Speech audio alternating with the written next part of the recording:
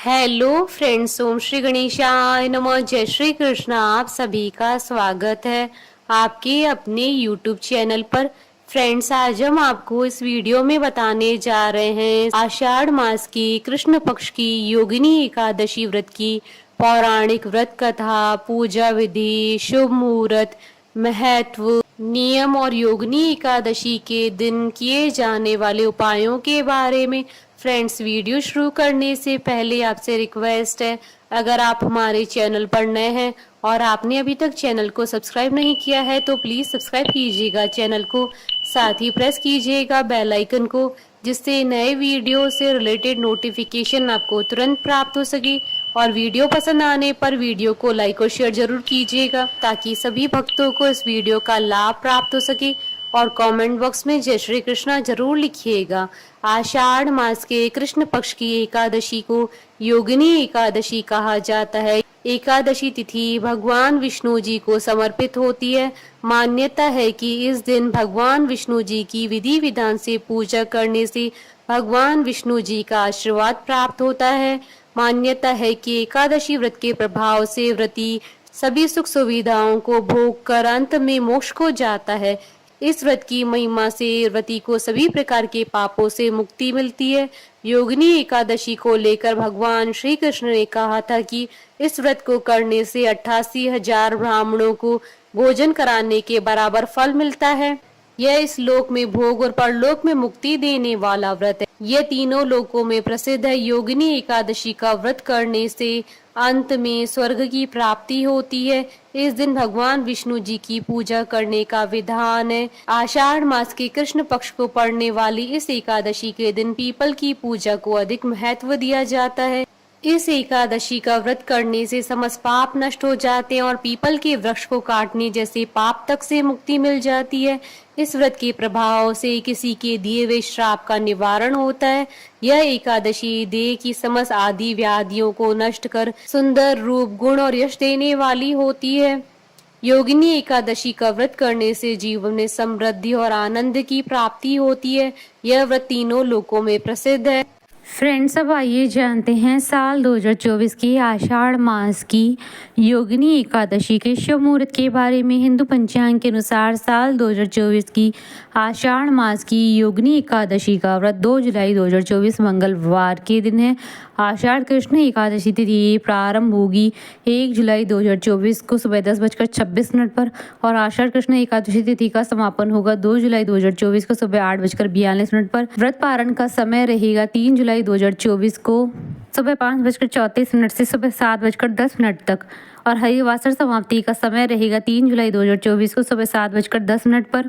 इस दिन त्रिपुष्कर योग और सर्वार्थ सिद्धि योग का भी महासंयोग बन रहा है। इस दिन त्रिपुष्कर योग रहेगा 2 जुलाई 2024 को सुबह 8:42 से अगले दिन 3 जुलाई 2024 को सुबह 4:40 तक और सर्वार्थ सिद्धि योग का प्रारंभ होगा 2 जुलाई 2024 को सुबह 5:37 से अगले दिन 3 जुलाई 2024 को सुबह 4:40 तक। फ्रेंड्स, अब आइए जानते हैं योगिनी एकादशी की पूजन विधि के बारे में। एकादशी के दिन सबसे पहले सुबह उठकर स्नान करने के बाद साफ और स्वच्छ वस्त्र धारण करके एकादशी व्रत का संकल्प लें। उसके बाद घर के मंदिर में पूजा करने से पहले एक वेदी बनाकर उस पर 7 दान उड़द, मूंग, गेहूं, चना, जौ, चावल और बाजरा रखें। वेदी के ऊपर एक कलश की स्थापना करें और उसमें आम या अशोक के 5 पत्ते लगाएं। वेदी पर भगवान विष्णु की मूर्ति या तस्वीर रखें। इसके बाद भगवान विष्णु को पीले फूल, ऋतु फल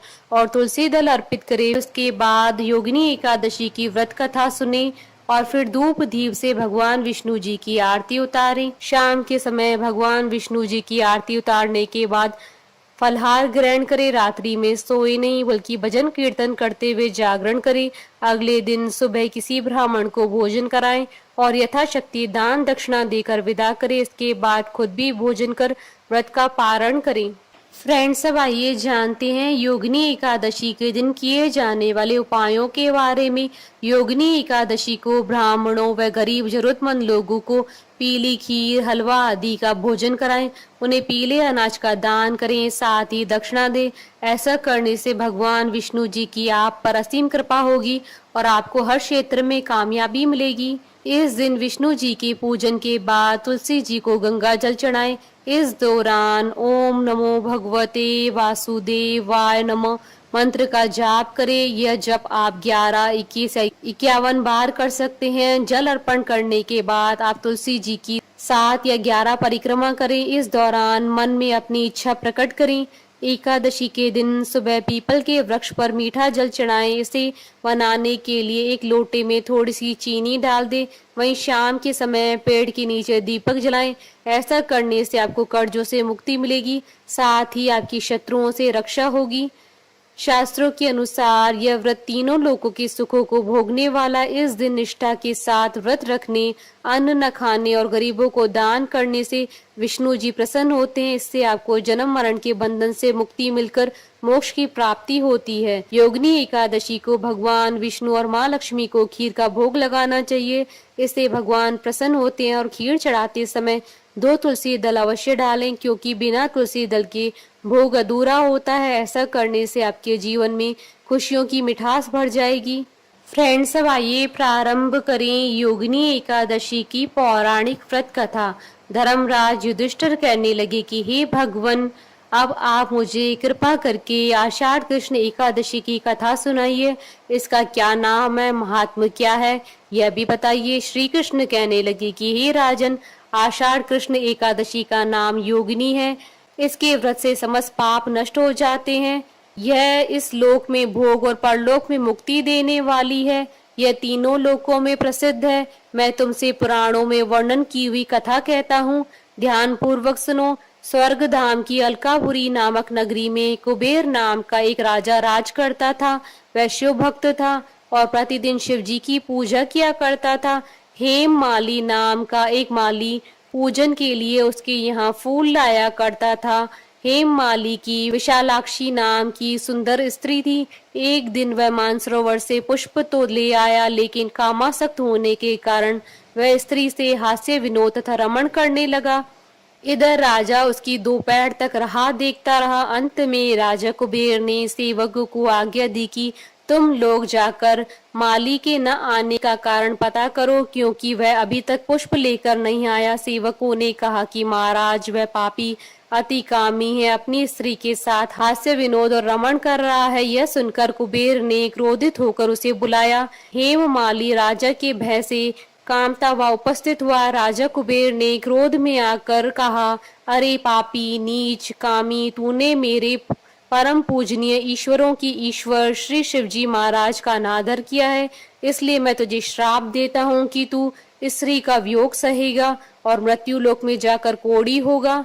कुबेर के शाप से हेमा माली का स्वर्ग से पतन हो गया। वह उसी क्षण पृथ्वी पर गिर गया। भूतल पर आते ही उसके शरीर में श्वेत कोढ़ हो गया। उसकी स्त्री भी उसी समय अंतर ध्यान हो गई। मृत्यु लोक में आकर माली ने महान दुख भोगे। भयानक जंगल में जाकर बिना अन्न और जल के भटकता रहा। रात्रि को निद्रा भी नहीं आती थी, परंतु शिव जी की पूजा के प्रभाव से उसको पिछले जन्म की स्मृति का ज्ञान अवश्य रहा। घूमते घूमते एक दिन वह मार्कंडेय ऋषि के आश्रम में पहुंच गया, जो ब्रह्मा से भी अधिक वृद्ध थे, जिनका आश्रम ब्रह्मा की सभा के समान लगता था। हेमा माली वहां जाकर उनके पैरों में गिर पड़ा। उसे देखकर मार्कंडेय ऋषि बोले, तुमने ऐसा कौन सा पाप किया है जिसके प्रभाव से यह हालत हो गई है। हेम माली ने सारा वृतांत सुनाया। यह सुनकर ऋषि बोले, निश्चित ही तूने मेरे सम्मुख सत्य वचन कहे हैं, इसलिए तेरे उद्धार के लिए मैं एक व्रत बताता हूँ। यदि तू आषाढ़ मास के कृष्ण पक्ष की योगिनी नामक एकादशी का विधि पूर्वक व्रत करेगा तो तेरे सभी पाप नष्ट हो जाएंगे। यह सुनकर हेम माली ने अत्यंत प्रसन्न होकर मुनि को साष्टांग प्रणाम किया। मुनि ने उसे स्नेह के साथ उठाया। हेम माली ने मुनि के कथनानुसार विधि पूर्वक योगिनी एकादशी का व्रत किया। इस व्रत के प्रभाव से अपने पुराने स्वरूप में आकर वह अपनी स्त्री के साथ सुख पूर्वक रहने लगा।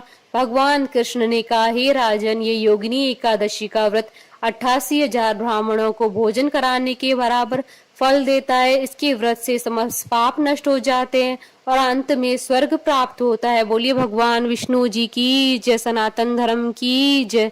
हमारे साथ इस वीडियो में अंत तक बने रहने के लिए आपका धन्यवाद। ओम श्री गणेशाय नमः। जय श्री कृष्ण।